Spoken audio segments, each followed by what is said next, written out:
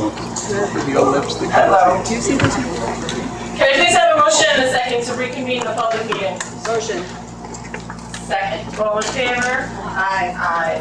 Can we please stand for the Pledge of Allegiance, followed by a moment of silence for our servicemen and women? I pledge allegiance to the flag of the United States of America and to the republic for which it stands, one nation, under God, indivisible, with liberty and justice for all.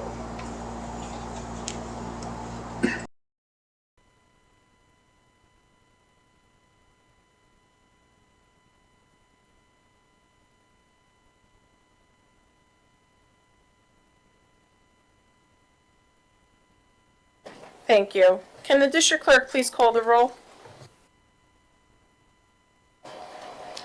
Marisol Mallon, President. Present. April Inatelli, Vice President.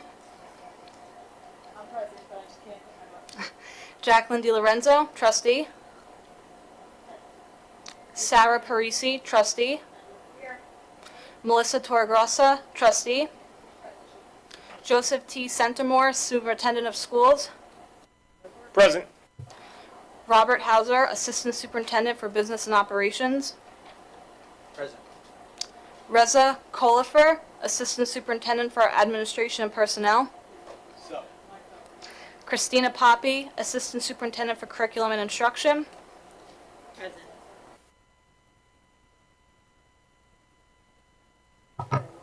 So these two worked. So now it's working, maybe. Test. Hello? Yep. Thank you. We're doing great, guys. Welcome to summer. We're getting our act together. We'll be good.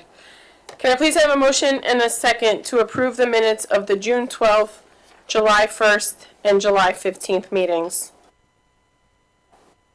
Motion. Second. Does anybody have any questions?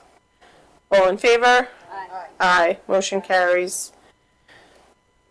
I don't see anybody, but do we have Orba or SEPTA or PTA council in the house? Okay, I will now open the floor for the first open public comment portion of the agenda. I will call individuals forward one at a time. Please wait for my acknowledgement before stepping up to the podium. Is anybody coming up to the podium? You should have received a number card from security on your way in. If you have not, please see a security guard in the back of the room. Any person wishing to address the board shall address the board president. Comments should be kept as brief as possible and relate to school matters only. Each person will be limited to 3 minutes for one or more topics. Individual employees, parents, or children should not be identified by name, title, position, grade, or building. The use of foul language and threatening comments will not be tolerated, and the board will consider a recess until order is restored. In accordance with Policy 1230, public comment will not exceed 30 minutes. If there are additional persons wishing to speak, the board may consider a motion to extend the time. Number 1.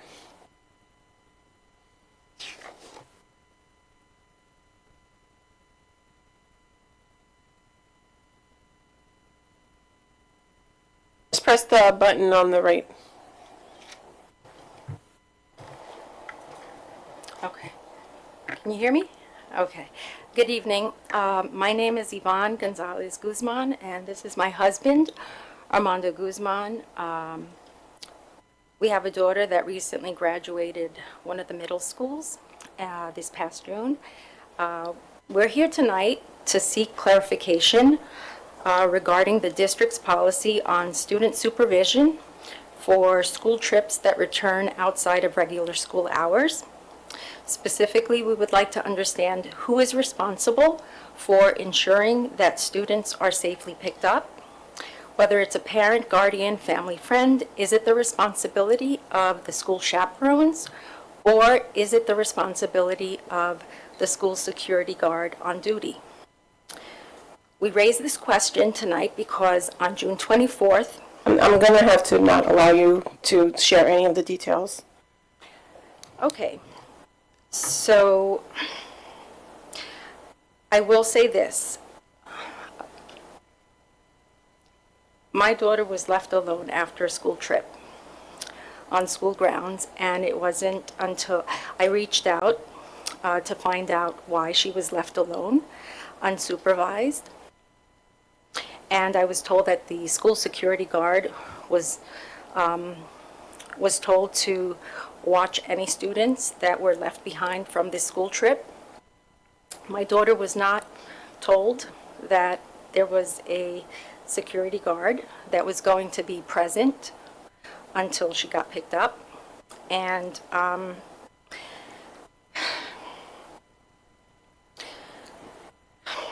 What is the procedure? What is the I policy? want to know what the district policy is. Are the school chaperones the ones responsible in making sure that the students get home safely, that they get picked up? Or is that the job of a security guard? And I ask that because I've been a teacher in a different district for 29 years, and in my experience, it is the chaperone's responsibility, not the security guard's responsibility, to supervise and make sure that the students safely get picked up from a school trip.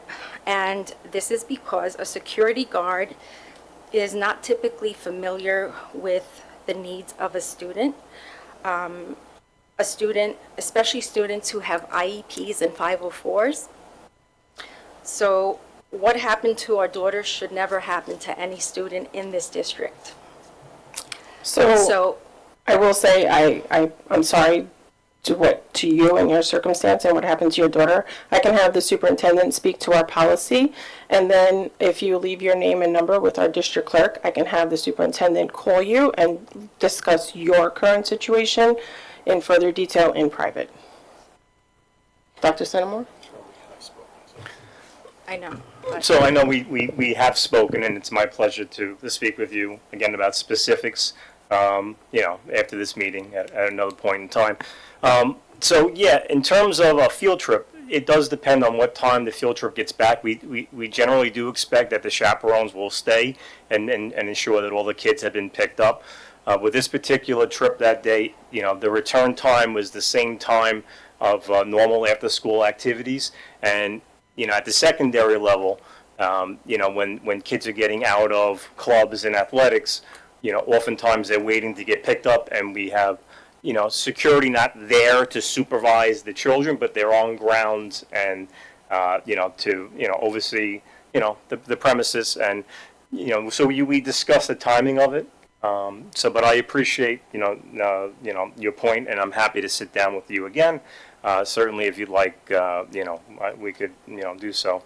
At any I point. understand. I know that you appreciate me sharing this.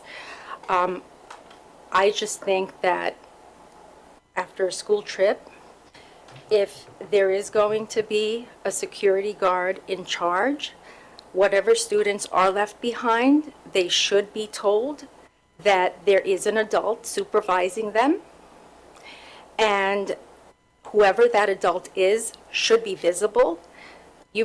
As we discussed, it was the hottest day of the school year, and if there was a security guard supervising, he or she was probably inside the school building because it was so hot.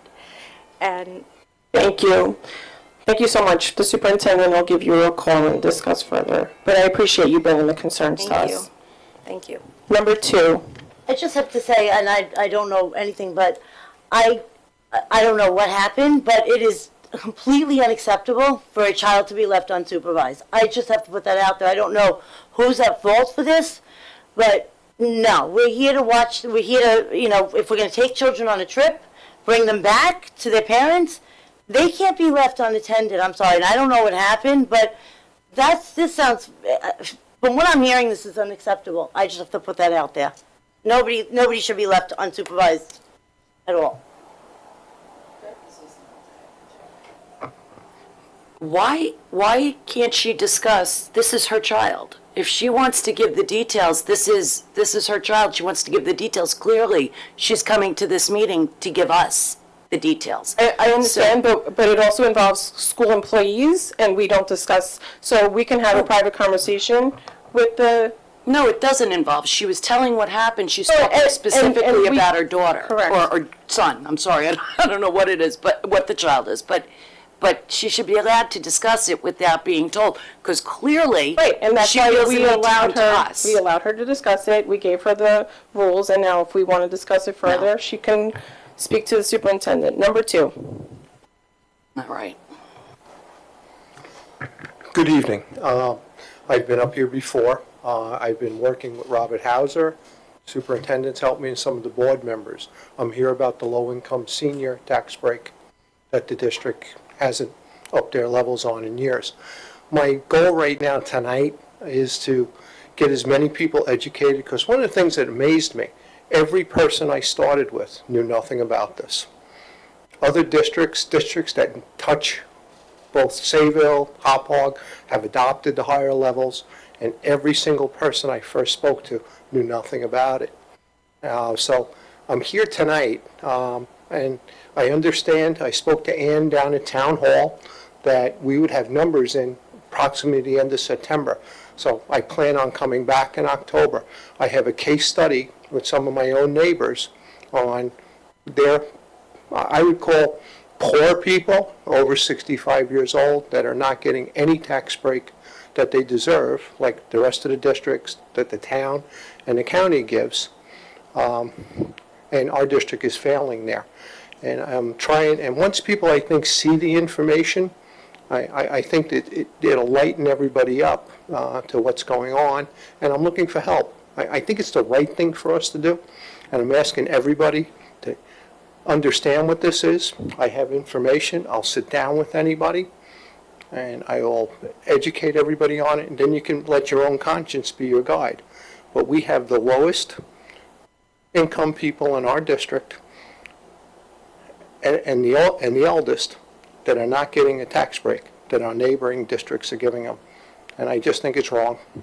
And I think it's because maybe we didn't understand it, or maybe we didn't, or like I said, when I start this, everybody's like, looks at me, nobody understands it until I get all the facts out. I send the state forms, I send the town forms, and I'm very active in this. This is something I helped my neighbors try to apply for, and I was floored when they only got a break from the county and the town. I helped my father 22 years ago do this, and the level at this district is the same when I did my father's 22 years ago.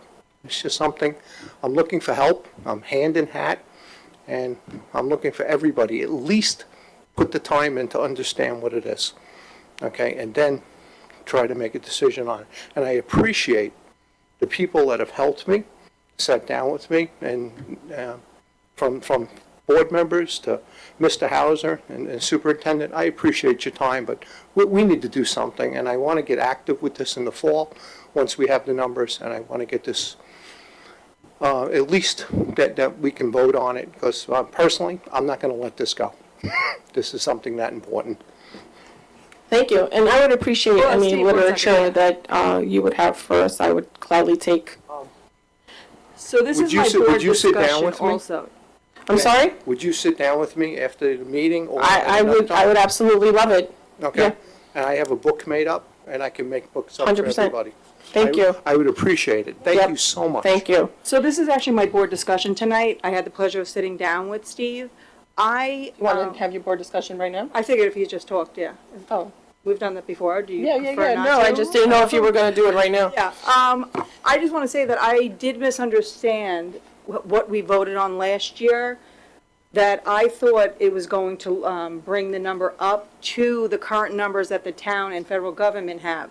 I did not realize until I sat with Steve that that's not what we voted on, and that it's a district thing, not a town or federal. So I 100%, I know that the tax assessor is doing, getting information for us. Once that information is brought back to us, I 100% would like to vote on this. And as of right now, I'm not seeing the data, but I see no reason why we shouldn't bring it up to what the town and state levels are of the 50,000 and anything, the 58.4 on the sliding scale. So I do agree with that. So when this first came out, we did have a special meeting with the town assessor to try to explain it to us, because it was new to all of us. There was a lot of moving parts to it. They couldn't give us numbers on how many senior citizens it would affect in our district, how many, like, because somebody has to pay for it, like, how much would the non-senior citizens have to pay when the seniors, so we didn't have the numbers, so at that time, we just decided to keep it status quo, but I'd be 100% interested in learning more about it, for sure.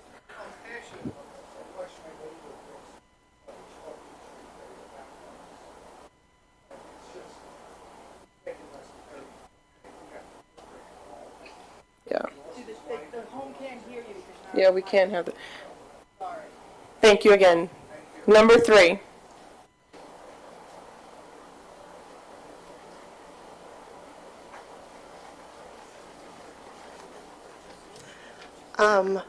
So I'm a little bit dismayed by both of these public comments because I also had an experience with a chaperoned trip a million years ago where I didn't know that the buses were back at school earlier than they were supposed to be because I never got a call. So chaperone trips are something to look into. I also didn't know about the taxes because Mr. Hauser knows that I did ask about what the impact would be on people who don't get the tax break when people do get the tax break that you all agreed to. So I didn't know that it was not up to a level that is actually helpful. I don't know if that's the right word. So yeah, but what I wanted to comment about tonight is I know that the internet-enabled devices policy is on the agenda tonight for approval, and it needs to be approved by like next week is the deadline. And I apologize if I misheard this at the CHM board meeting, but there was conversation where there is funding tied to approval of the policy on time. And they mentioned a number, and I'm wondering if that's like a standard thing that you all, every district has to approve it by the deadline or you lose funding. And if we are going to lose funding if we don't approve this, what that number is. Dr. Senor? Yeah. Yeah, I haven't heard that. Yes, so the state just recently let districts know money that would be available to help with the implementation. And so I was going to speak tonight, once the policy was adopted, to speak to the policy, which will go out. I'll send it out to the parents and guardians tomorrow, my letter with the policy. In terms of the financial piece, each district does have an allotment that's available, and it can cover a number of different categories. If you're purchasing things to store the devices, which for the most part we won't be, it's possible we might get something for a main office here or there, but not, a wide array of things. But there's also, we just learned the opportunity for training, for student training on the dangers of devices and safety, and we think that maybe that could tie into healthy decision-making, bully prevention. So we are adopting the policy if the board so chooses tonight, which would put us in compliance with the August 1 deadline. We're required, like every other school district, to upload our policy. And there's also a little questionnaire about some of the things that you could apply the funding to. For our district, there's an available $28,000 and change, so we're going to look to capture it if possible. We're going to put in for it, and we'll ultimately see if we get approved, and we're going to brainstorm on different things that are eligible that we could potentially use that money for. Thank you. Number 4?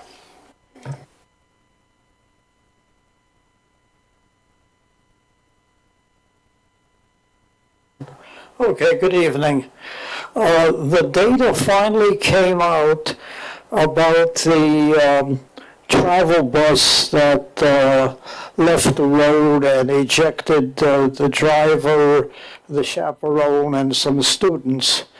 Their report was very vague. They used defective tires. They did find tires underinflated, But defective also means tires that are aged and tires that are worn. But at any rate, what most I know it wouldn't have happened in our district. Buses that go on travel go through our garage, and our people are very good. They would have checked for that. That wouldn't have happened here with defective tires. But did we ever decide on a policy when buses are like going out of state that they use the seat belts?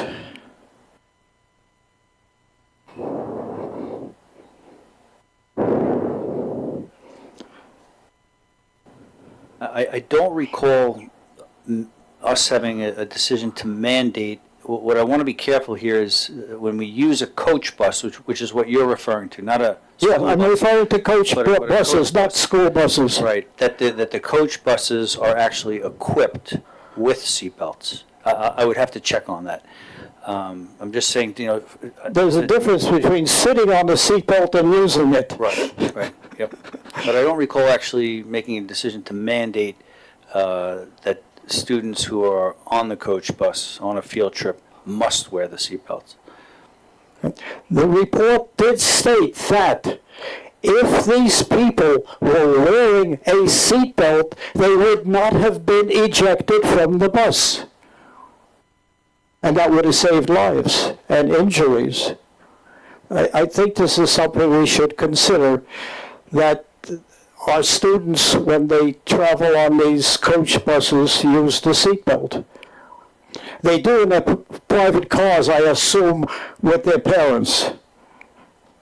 My children knew to put a seatbelt on or the car wouldn't roll, but that was me. That's a different story. Okay, so much for that. We'll look into that. Then the other thing is, I'm probably updating John.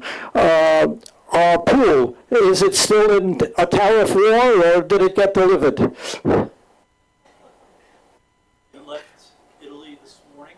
I could, John, if you want to come up to the podium so the people at home.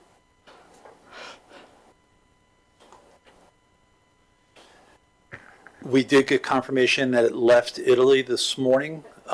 It is in its second route, and we should be receiving it. It should be in JFK Thursday evening around 10 o'clock. Fancy schmance from Italy. I like it. That's where we're at. Okay, we're going to have water by September. I'm going to take delivery of the pool, and I'm going to be happy with that. You're going to update us. And I'll give you an update. John's going to update us. Okay, so much for that. And the other thing is, any progress or lack of progress on our beautiful T-Bird name? I mean, I don't think our T-Bird ever offended anybody. We do not have an update at this time on the You'll mascot. have an update? We do not. Not at the moment. At the moment, we do not. Okay, thank you. God bless you. Thank you. Good evening. Number 5. Okay. Can I please have a motion and a second to approve the first reading of policy 0320, superintendent evaluation? Motion. Second. Any questions?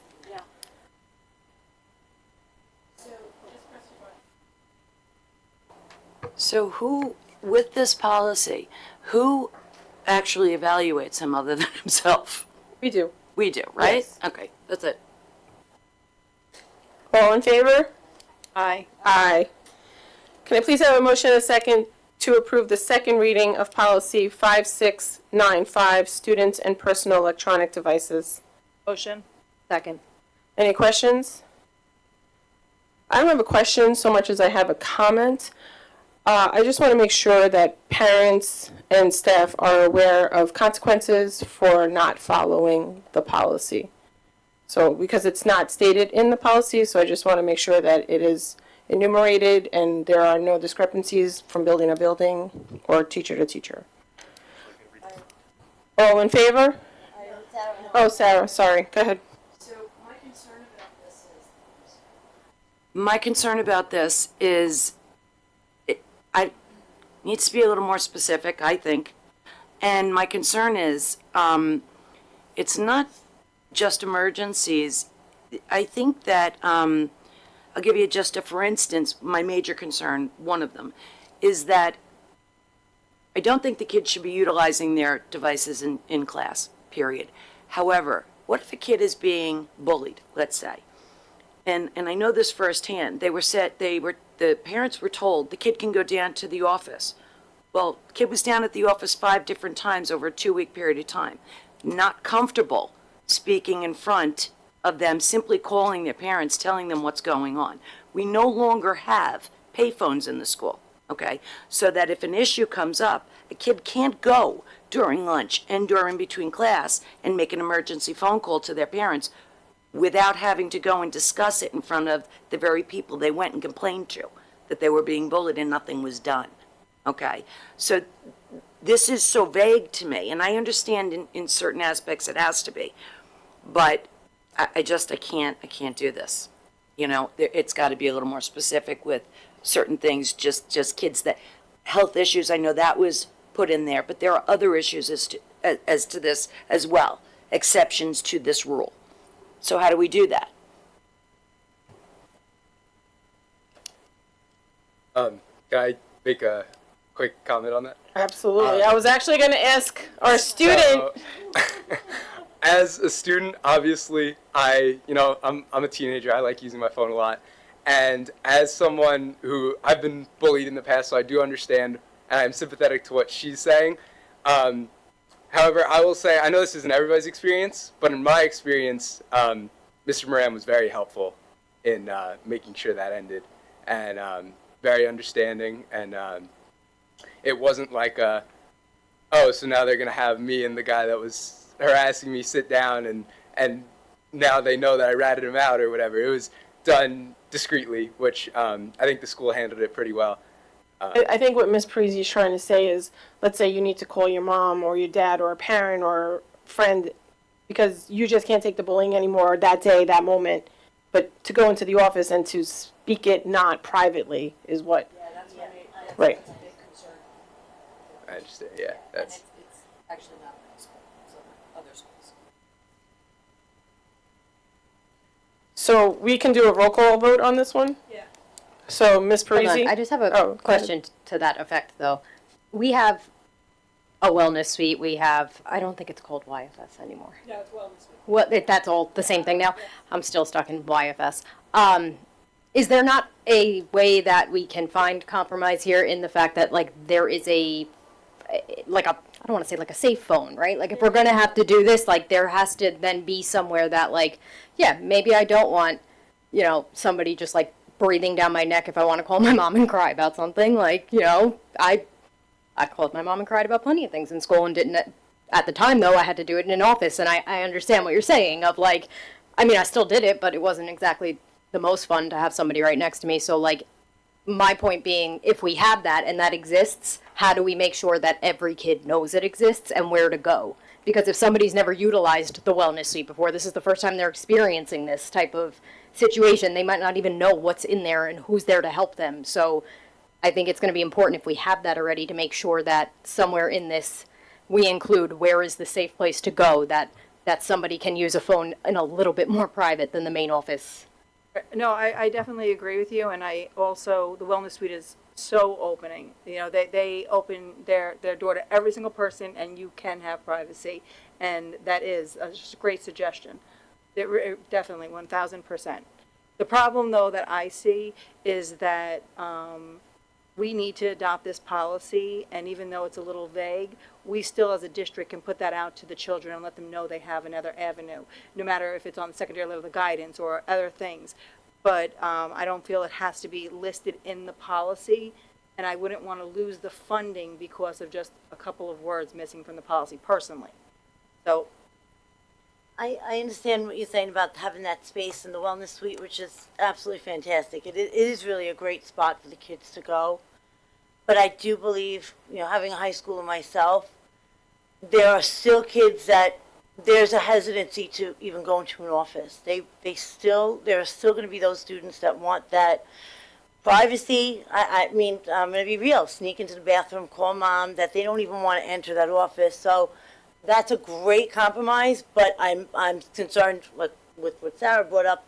There's still those students too that may not want to go in there, and you don't want to leave those out. So I think that's you know, I don't know. I mean, it's a little tough to say that would be the only thing. So I agree with what you're saying. You have those students that want to make that quick call. They're being bothered, and they don't want anybody. They don't even want to enter another office. They just want to go privately, make that call, and that's it. And I don't want to forget about those students.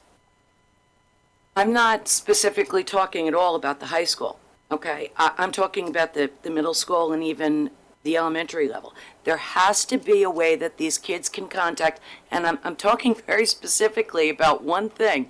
When a kid went to administration 5 separate times, they certainly don't want to have to go to when nothing essentially was done, go into administration and utilize one of their phones to call mom or dad. Okay, we're looking for more problems with that where the kids have no avenue. I have a concern with that. I also have a concern with there's no really definitive. I don't think kids should be utilizing their phones during class time. And if they are, it should be 3 strikes, you're out type of baseball thing. Okay? There's nothing definitive with that either. Okay? So something has to be done. I don't think this covers it at all, this policy. Just where I stand. So I just want to say that if you read the policy, you can get an exception. Parents have that choice to get an exception. We are following New York State guidelines in this policy. This was what was pushed down to us. As for the consequences, it's part of our code of conduct, which Joe will speak about, Dr. Centimore will speak about in a second, but it is part of our code of conduct, the consequences for this policy. And the policy is called out in the code of conduct to refer to. I will let Dr. Centimore speak on that, but I just want you to know there are avenues for kids in the policy that if you want an exception or anything like that, that you can get that. From the people, they're going to get the exception from the people that didn't handle the bullying to begin with. That's what I'm saying. It needs to be distinctly more definitive. And I get where you're coming from, April. I really do, but it's vague at best. The exception is if you feel your child needs that privacy, you can get a letter from your doctor, psychiatrist, psychologist, any of those type people, so that your kid then can have their phone. There's kids who medically might need their phone on them that the state understands. So if you have a letter from a caregiver, oh, okay, so it is in the policy. So this is why I was asking for the consequences to be clearly laid out, because it's not in the policy, and I just want to make sure that everybody understands what the consequences are. As a parent with a student at the high school, I am not a fan of this policy, but it is not up to me to decide because the state is the one requesting us to have this policy. So we are trying to understand it and interpret it as best as we can, given their guidelines.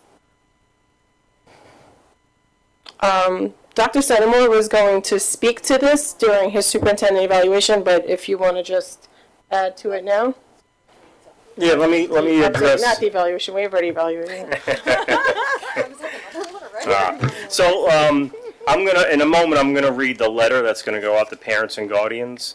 And it does incorporate, particularly for at the secondary level, the consequence component. But in terms of the concern about communication, in the policy, we did put in that the district is continuing to explore ways to improve parent contact during the school day. Beyond what we currently have in place, which will be the main office phone. We're hopeful. We know there are companies such as Parent Square that are working on something that'll provide that direct parent-to-student communication. We're hearing that's in development. So we're certainly committed to continuing to explore that avenue. In terms of safe spaces, we'll certainly follow up with all the principals about this, that this does tie in with our ongoing Safe Schools, anti-bullying initiative, which is absolutely at the forefront. So let me read to you the letter that'll go to all parents and guardians tomorrow with regards to the policy. I hope everyone is having an enjoyable summer. As part of New York State's budget process this past spring, a new mandate, Education Law 28 03 was enacted to promote a more conducive learning and distraction-free environment in schools while reducing mental health and safety concerns often associated with the students' use of personal electronic devices. This law requires a bell-to-bell restriction on smartphones, smartwatches, tablets, and other student personal internet-enabled devices during the school day, including all classes, homerooms, lunch periods, recess, study halls, and passing time. To be in compliance, all schools had to develop and adopt a policy by August 1, 2025. In accordance with this law, Connecticut has adopted policy number 5695 entitled Students and Personal Electronic Devices. The policy will be available on the website for your review. At the elementary level, students are prohibited from bringing devices to school. Parents, guardians will be contacted if concerns arise. At the middle school and high school level, student devices must be silenced and stored in lockers or backpacks upon arrival to school. The policy outlines exceptions for specific purposes. All students will continue to be provided with a school-assigned Chromebook for instructional use. At the middle schools and high school, lockers will be assigned, and student discipline for violation of this policy will be progressive, starting with an initial warning, followed by parental notification accompanied with a second warning. Further violation of the policy will result in detention that will increase progressively from 1 to 3 days with each subsequent infraction, leading to a parent-guardian meeting. To be proactive and to assist students with their understanding of the policy, expectations will be reviewed with them at the start of the school year. And we certainly, in terms of our parents and guardians, we appreciate your assistance in this matter, as it will directly impact the success of the policy implementation. The district understands the importance of parents and guardians having the ability to communicate with your child during the school day. If you need to contact your child, you may call their school's main office as listed below. If you have any questions, please feel free to contact your child's principal or me. As always, your understanding and collaboration is greatly appreciated, and we are all very excited for the school year. I have a quick question. So I know there's no way of knowing until it actually happens, but with what you said about how they could just contact the office, how do you anticipate that to affect, I guess, kind of the operations of the school and especially the main office? That is a great question. And so what we have been doing, working with our main offices throughout the district and our IT department, we're looking to add a telephone in each of the main offices just in case there's a volume, And like I said previously, we're also continuing to explore other means of communication, and hopefully that'll avail itself. Excellent question. Thank you, everyone. Any other comments or questions? So, Ms. Prezzi, how do you vote? No. Ms. DiLorenzo? Yes. Ms. Terragrossa? Yes. Ms. Iannatelli? Yes. And I am a yes. Motion carries. Can I please have a motion and a second to suspend the business meeting and convene the audit committee meeting? Motion. Second. All in favor? Aye. Ms. Sanders, thank you for your time. Patience, you're up.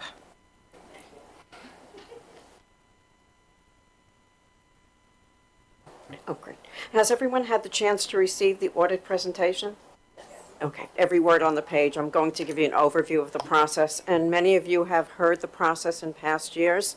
So the process is pretty much the same. I'm here to talk to you about what the plan for the audit's going to be, what we hope to accomplish during the audit. There's 2 phases of the audit, and talk to you about some new pronouncements that will impact what the audit report is going to look like.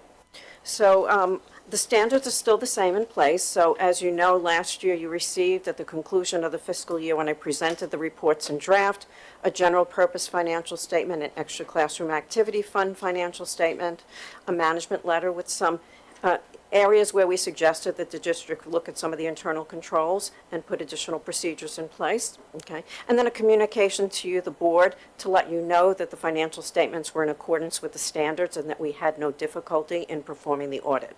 Those are the 4 products that you will again get when I come and present the reports in draft prior to the date that the reports get sent over to the State Education Department and the Office of the State Controller.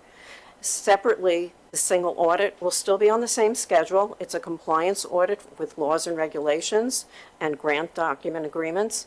And so that will take place, that audit, during the fall and the winter of 2025. And then by the first quarter of 2026, we will go ahead and draft that report, and you will also receive it. And then that will go ahead and get filed with the Federal Audit Single Clearinghouse, okay? The standards to be applied are the same as last year, okay? I think the federal single audit will be a little bit different because I think the education stabilization funding has dropped down significantly between the 2 years, okay? So that will change what we will audit because we are required under the standards to rotate what we look at on an audit basis. To talk about some of the things that we do, and I'm on page now 5. It all starts with the risk assessment of the internal control structure, and so you know that my role is really with respect to giving an opinion on the financial statements. We've rendered an unmodified opinion in the past, so that's the highest level of assurance that you get that the financial statements fairly present in accordance with the standards. But how do we do that?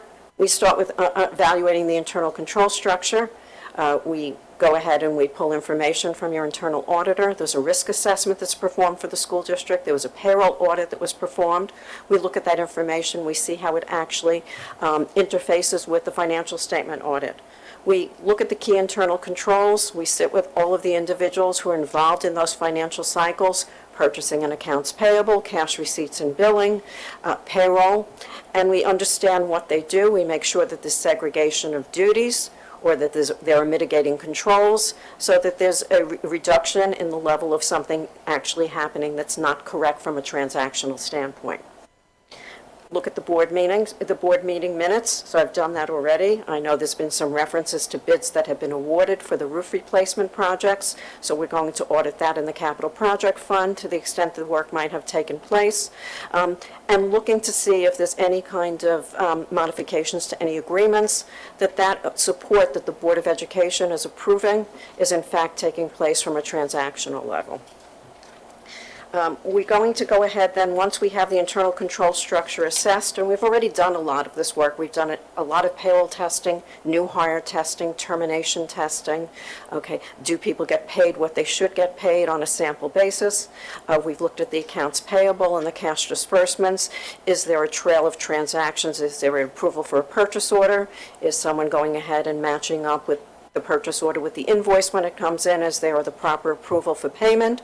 Is your internal claims auditor signing off on that whole packet of information? And is that in fact the check that's clearing the bank account, okay? So we've looked at a lot of these different areas in order to feel comfortable with the internal control structure and assess that it's a good internal control structure. So now that we've done that, when we come back in for the substantive part of the audit, that's when the books and records are closed and we're actually looking at numbers that feed up into the financial statement. We're going to drill down into the account balances and the transactions.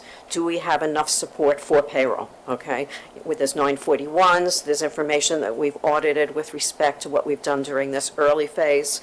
For special education, for the grants that are received by the school district, do we have documentation showing how much should have been received? Do we have documentation showing how much was spent? Do we have the final project reports that are filed by the state, with the state, once the funding and the cycle has finished for that particular grant? We're also going to look at, on page 6 now, some of the other areas. Capital Project Fund, as I mentioned before, there's quite a bit of activity, okay, because you have the bond issue, you have the capital reserve, and you have interfund transfers into the Capital Project Fund. So we're going to look at those discrete funding mechanisms. We're going to look at the spending against those discrete funding mechanisms and make sure there's approval for those transactions also on a sample basis. There's a capital asset inventory report. We remember for the GASB 34 financial statement, we have all fixed assets that are captured, net of depreciation. So we're going to look at that third-party reporting to make sure that that information is comprehensive. It includes all the additions, and anything that was declared obsolete by the Board of Education has been removed from that record. Long-term liabilities, this is also for the accrual basis GASB 34 financial statement. The district uses a number of actuaries in order to get this information. There's actuaries to capture the other post-employment benefits, the workers' compensation, because you're self-insured, that saves the district money. And then the two retirement system, teachers' retirement system and the local employees' retirement system, will receive the actuarial valuations, make sure that they're correct and that the assumptions are in accordance with the standards, and that it's reported on the financial statements. So that's some of the things that we do. We'll look at revenue recognition, make sure if there's any funds that are due to the district, there's a receivable, and there's a total revenue that's representative of what that might be. Reserve activity, we'll look at whatever the board has authorized for with respect to funding, and if there's any expenditures that have been authorized during the year to come out of the reserve. We know that you use your reserves, you appropriate your reserves and fund balance in order to support the budget, and you have a fairly large size that you're appropriating. So we'll make sure that what's happening in the books and records is reflective of whatever the board has authorized.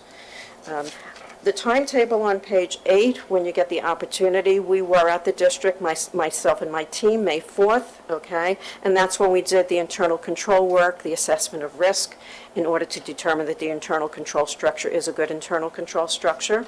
We will come on board the week of August 11th, and that's when we do the substantive work. We're looking at the transactions, the account balances, and making sure that we have enough support for the numbers that are going to be in the financial statement. And then I will come in, I will present the draft reports to you probably in late September, early October. And then, as I mentioned, the federal single audit is due to the Federal Audit Single Clearinghouse by March of 2026. Were there any questions? You're just awesome. Thank you, Ms. Sanders. Thank you. I'll see you in a few months. Yes. Can I please have a motion and a second to adjourn the audit committee meeting and reconvene the business Motion. meeting? Second. All in favor? Aye. Can I please have a motion and a second to approve the financial matters, items 1 through 6? Motion. Second. Any questions? Yes, I have a few questions. Now, okay.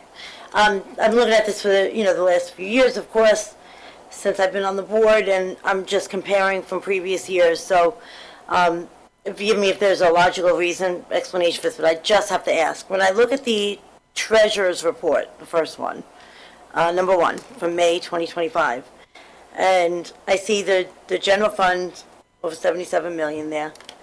But when I go back to 2023, it was over 88 million. When I go back to 2024, it was 84.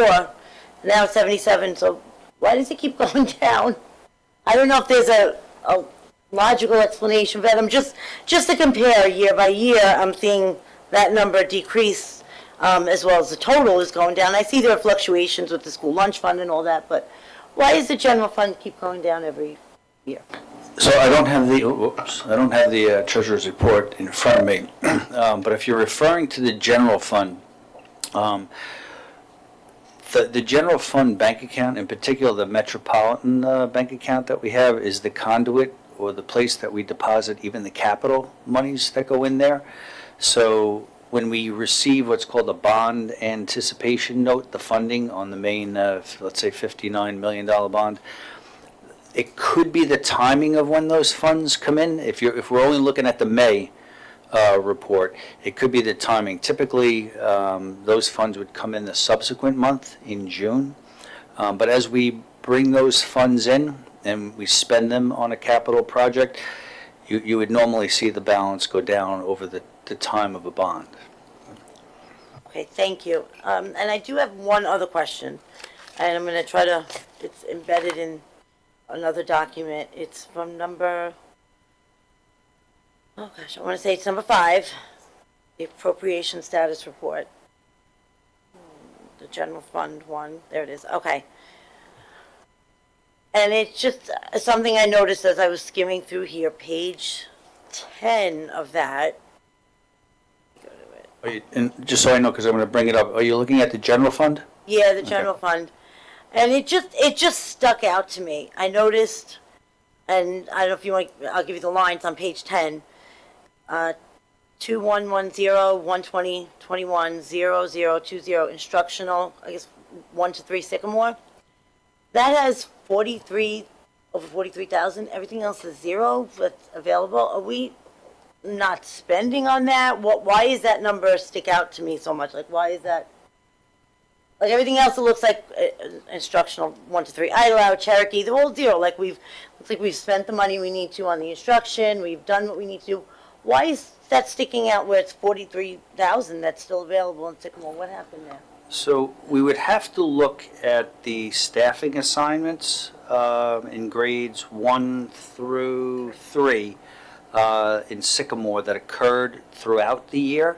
That's usually that 43,000 is what we would call an amount that hasn't been encumbered. So it would be someone's salary that I'm going to say someone may have been assigned to Sycamore, and then they were assigned to another building. I'm guessing without having the specific detail, but that's usually what happens when there's an available amount. Because, like you said, it should zero if all the staff who are assigned to that building, their salaries are 100% encumbered. That's what I figured, and it just stuck out. I said, there's this one large number in there, so, if there's a possible reason for it, I just wanted to. I'll find out for you. Okay, thank you. You're welcome. Anybody else? All in favor? Aye. Aye.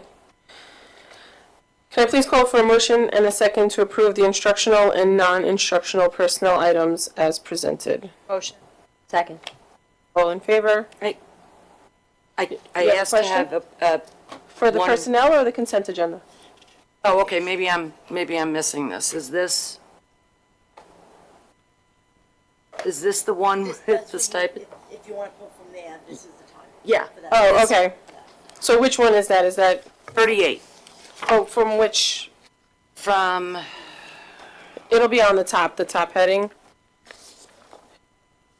I know, it's so, no, it's, no, this is instructional. This is teacher. This is a teacher. so instructional, Yeah, number 38, you said? yes. And I had a question on 25. So I I just really need wish they printed 38 this pulled for smaller. a separate vote.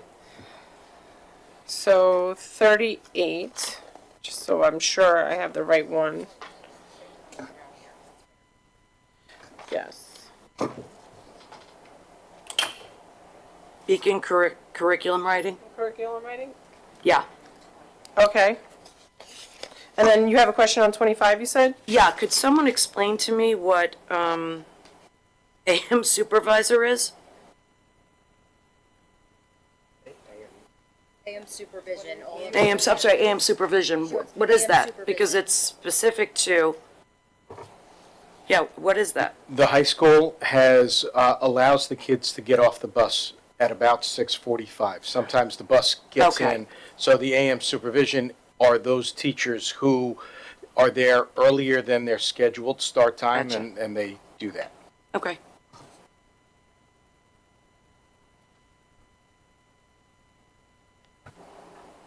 Okay, so I just want to make sure I do this right. So we're pulling number 38 from the instructional, Just for a separate vote. right? Reza, that's the instructional?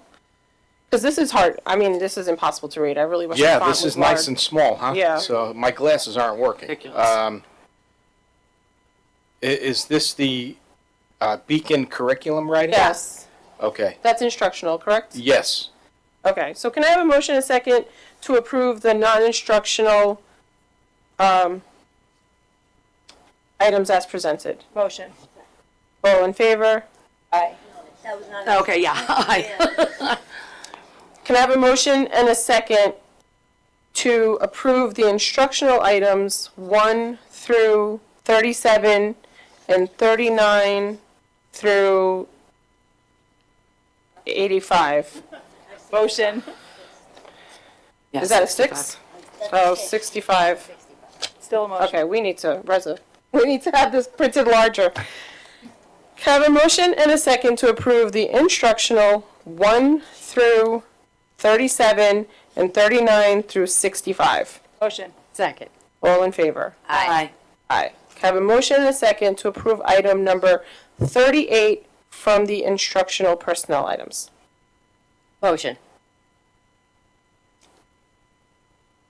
Motion, second. Come on. Ms. Parisi, how do you vote? Abstain. Abstain. Ms. Di Lorenzo? Yes. Ms. Terragrosa? Yes. Ms. Iantelli? Yes. And I'm a yes. Okay.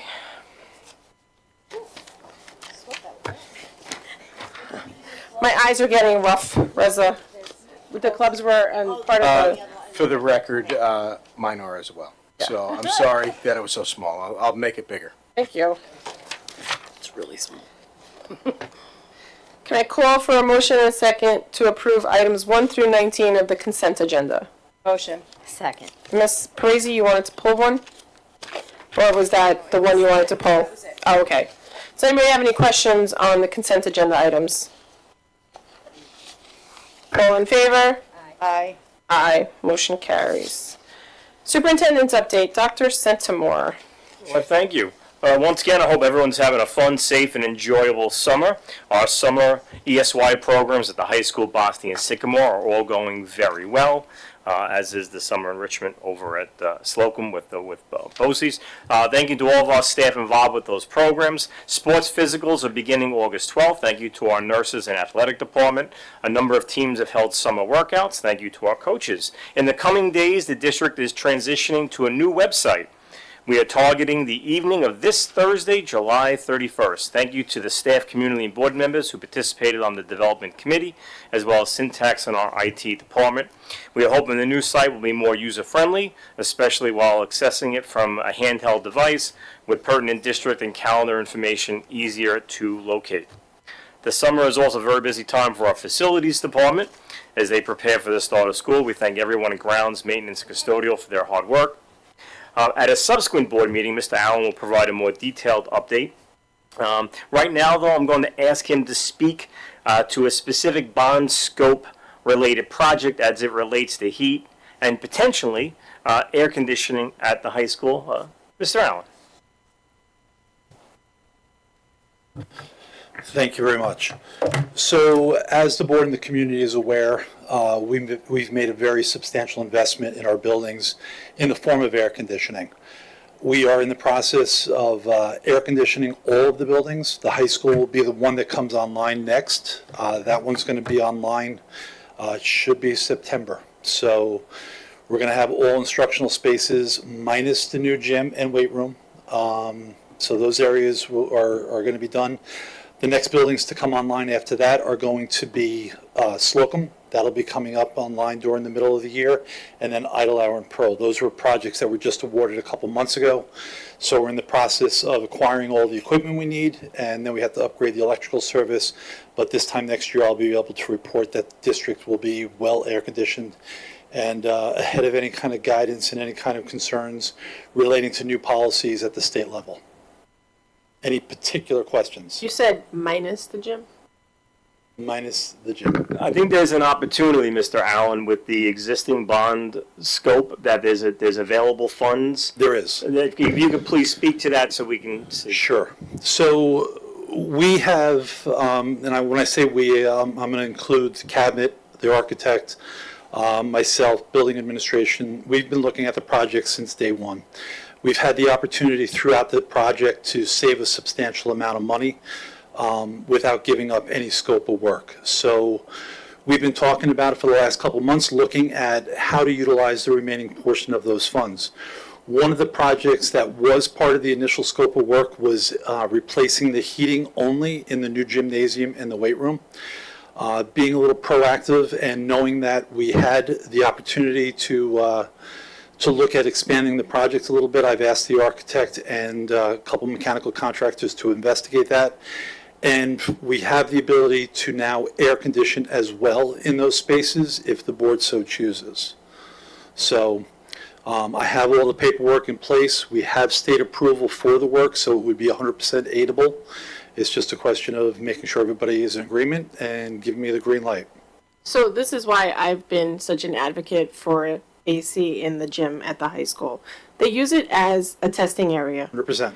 So if the test occurs on a hot day, That's miserable for those students in that gym without an air conditioning to take that test. Without a doubt. So that's, I've always asked for AC in those gyms at the high school. Agreed. And when we did the 2022 committee, bond committee, it was a topic that was discussed, quite extensively. The problem is when you are trying to project costs years in advance, there's no guarantees as to how far you're going to be able to make your money spread.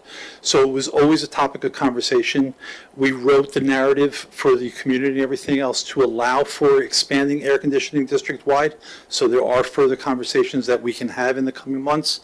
But right now, we do have the ability to address that. And it is somewhat time-sensitive because the heat was always a part of the scope of work. We do have to do something to address the heat, even for the upcoming winter.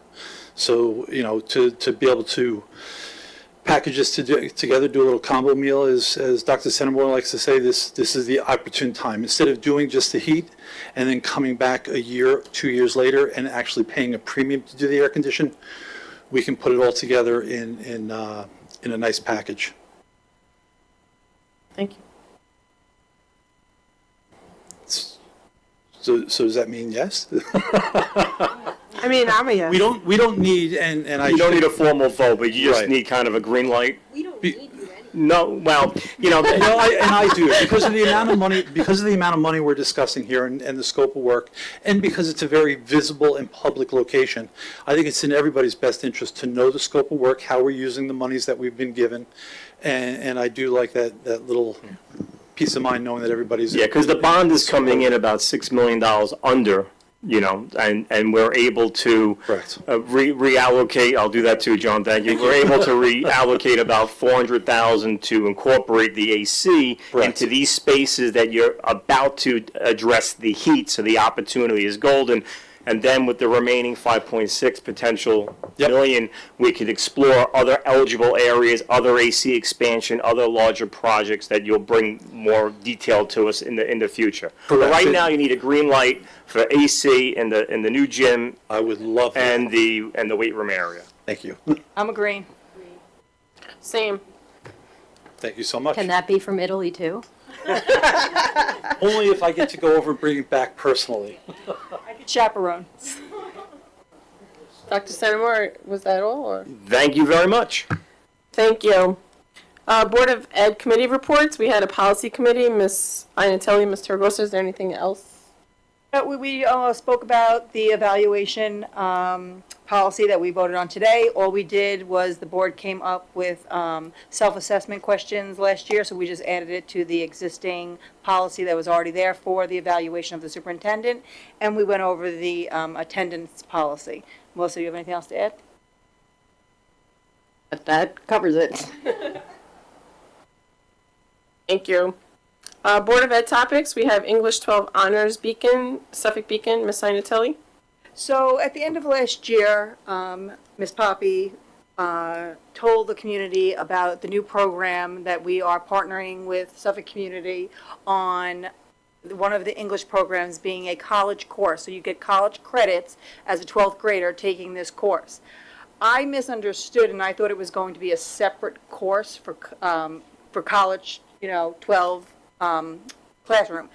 I recently found out that honors, 12 honors, is the equivalent to this college class.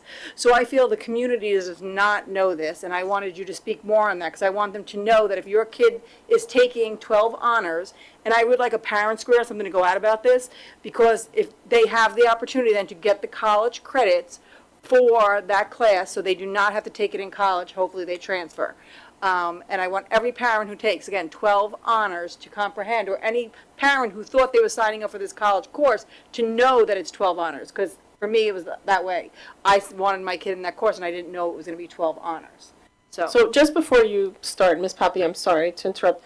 Is this new for this year? Okay. Take it away. Yes, it is new for this year for this particular course. And I think maybe some of the confusion comes from the approval process. So what we do behind the scenes is we present our coursework in the form of the syllabus to, in this case, Suffolk County Community College, and then the college makes the determination whether the coursework matches their coursework in kind. In particular, English 12 Honors was submitted for consideration by Suffolk, along with the teacher's credentialing for that particular course. It was accepted, but if a child is enrolled in the course in the fall and into next school year, they have the option of purchasing those college credits so long as they're successful in the course, right? And so it's not necessarily a requirement. If a child's enrolled in English 12 Honors, they can take the course for itself, English 12 Honors, or they can take the course for college credit and still be enrolled in that same course of study. I have good news, and actually we're still receiving approvals from Suffolk County Community College, the Beacon program. Up until last week, they were still rolling in. So I will be presenting the board with a list of newly approved courses for college credit. We'll have 13 in all, including this English course, which we knew about in the springtime last year. Mid-year, we were still in the application process. So between Suffolk County Community College and Farmingdale State College, we have a number of new and exciting opportunities for students to earn college credit in the courses that they've already enrolled in. We will be communicating this to parents, certainly at open house, but certainly our directors will go above and beyond in terms of ensuring that our families know about the opportunities for these particular courses. I love it. Thank you so much. This is great opportunities for the kids because they already were going to be taking these courses anyway, and to have the opportunity, if they want, to take the college credits is just amazing. I love it. Thank you so much. I have two quick questions, if you don't mind. Firstly, when you say 13, is that in addition to the current dual enrollment classes? Or? Yes, Awesome. yes, it's in addition to what we already have on tap. So currently, we're offering 28, and that's including that English 12 course, the Beacon course, and an additional 13 on top of it. So we've made some strides in areas where we haven't been able to offer dual enrollment at all, specifically in art and music. So we're particularly enthused about those opportunities for students next year. And the second question, is this going to, I guess, kind of alter the course at all? Like, is it going to become more rigorous, or is it the same course, just now you get college credit for it? It's essentially going to be the same course. We have engaged in some curriculum writing because there is a requirement for us to be able to essentially match our syllabus to what the college or university provides. But in sum and substance of what has been presented in the coursework, they're equal. Right, so the student feel, I would say, is going to remain the same feel with that overtone of, you may take this course for college credit this year. You're welcome. I love this so much. As you know, 2 of my kids have graduated and taken a ton of college credits with them. I'm just sad that this is this year, not last year, because my daughter was in the 12 honors, but it's all good. I love this. I love this for our students. Thank you. There are several of us that want to speak on the next topic. We have the HEAP policy, so whoever wants to start. I guess I can start. Yeah, because we had adopted the HEAP policy, and I was wondering if John could speak to the wording that we had where we said they may, I can't remember exactly what it was.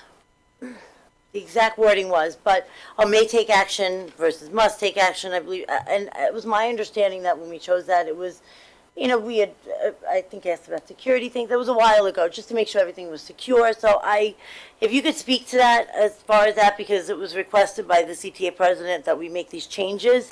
And maybe you could just explain how, about that from your knowledge. Sure. So, yes, the state came up with recommendations for a little bit more lenient of a policy. Not every district is positioned as well as we are with air conditioning and the future of it. So we have a little bit of a unique situation here in the district. When they start talking about elements that may require activation, so when temperatures get to 82 degrees, districts may take action, including opening windows, including turning off lights, moving people away from windows. I mean, they're kind of searching for answers to try to mitigate the temperatures. They're really, opening a door, we identify that as a concern, as a bullet point at the state level, because we don't prescribe to that as far as a viable alternative. While I understand the need for having flexibility, what we're talking about today is a policy that's going to impact people, moving forward. We are very well positioned. So if we want to go with stronger language, we have the ability to do that. There is no concerns from a facility perspective if we have it more rigid for ourselves, because we're in a position where we can afford to be so. I think what I needed help understanding and more clarity on, I guess, is the word must and may, right? So at what point must the district take action? Because the heat advisory was put in place so that if the temperature did come to a certain degree, districts had to, I thought that was the purpose of the policy, had to or must take action. Yeah, and it is. I mean, the two different temperatures that are talked about are at 82 degrees, you may take action. At 88 degrees, you must vacate premises. So those are the two guiding forces, the guiding temperatures in this whole entire conversation. I can tell you from a firsthand experience, it wouldn't matter whether or not we were air conditioning every space. When we start getting over 78 degrees, we're acting. We're already proactively doing this. We didn't need the state to come up with a policy to give us an idea that we need to be respectful of the occupants in those spaces at all. And the community agreed. We're doing a district-wide air conditioning program, which is ahead of almost every other district. So, when we start talking about may, must, shall, will, I'm not concerned by whatever language is decided upon, because we are well positioned, and it's already been our practice to be proactive before those temperatures and those thresholds are met. And I do appreciate that. I think the concern is you're proactive, which is great. But if you're not here and somebody reads that policy and they don't feel like they need to take action because they may take action, do you know what I'm saying? Like, I do. I'm just trying to understand the word of the policy as it relates to New York State requirement. Yeah, and the guidance that we got in policy committee was the policy that you're looking at that had a little bit more latitude in it. If it's something that the board chooses to go stronger, I'm telling you right here, right now, this is not just me. This is something, this is ingrained in the culture of plant facilities at this point. It's not going to change. So what I'll say is, if the board is okay, it's a minor change to use must instead of may. I am more than happy with bringing it to the policy committee, making the change and bringing it back, if everybody's on board with bringing it to the policy committee again. I'm fine with it. I think, because I looked up the actual legislation, we are required to take action to relieve the heat-related discomfort. So I think it's just a function of changing it to say that we must take action that may include opening the windows. Like, I think it's actually the use of both is what we need to do. I'm fine with going back and looking at it. Right, and I think that was where I was getting confused in the policy. Like, I thought we had to take action, and this is what we could do for that action. And in essence, I interpret it the same way that you do.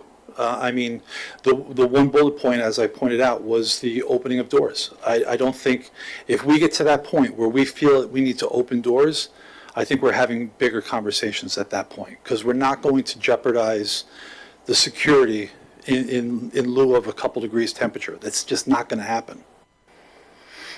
So now, if this were to be brought to the policy committee, the legal has to review it, there's fees attached, and I personally, what I feel as far as that is, if we're going to do what we need to do, regardless of the language, I don't think it's necessary to make that change and spend that time and money for one little word.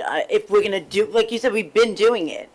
We will continue to do that and do what we need to do. You said we're already ahead of ahead of it. So I wouldn't be for that, but that's just me. I appreciate your concern with that. But being on the policy committee, as you know, this change would take us maybe 5 minutes of conversation, because we've already had it here, and to just do that sentence and bring it back to us. So if I'm okay with it, if 3 of you are okay with it, we'll just bring it to the policy again. Melissa said yes. Yeah, I'm for it. I'm okay with it because I wanted to match what is on, right, so I would like it to match the current state stand. So I'm okay with it going back to the policy committee. Okay. All right, thank you. I actually had a board topic that I wanted to bring up. I wanted to bring to the board, for consideration, a board retreat. So we're fairly new members, all of us, and I think it would benefit us to have a retreat, to have somebody come in and try to just get us to be a little bit more cohesive, maybe some rules that might have changed throughout the years.